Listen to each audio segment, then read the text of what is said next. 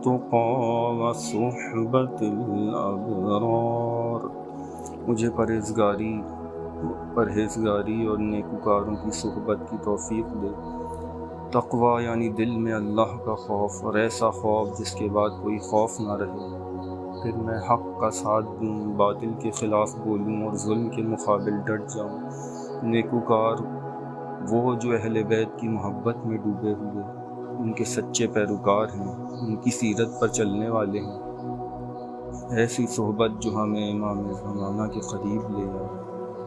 بعونک یا قرۃ عین المساکین، اپنی مدد سے اے مسکینوں کی آنکھوں کی ٹھنڈک۔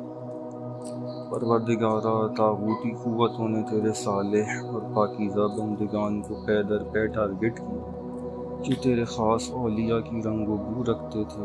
تیری حجت کے پردے غیب میں ہونے سے ہم معنوی رزق سے محروم ہو رہے ہیں۔ یا رب، اپنی حجت کو اذن ظہور دے کر ہماری آنکھیں ٹھنڈی کر دے۔ ہاتھ اٹھا کر ساتھ پڑھو۔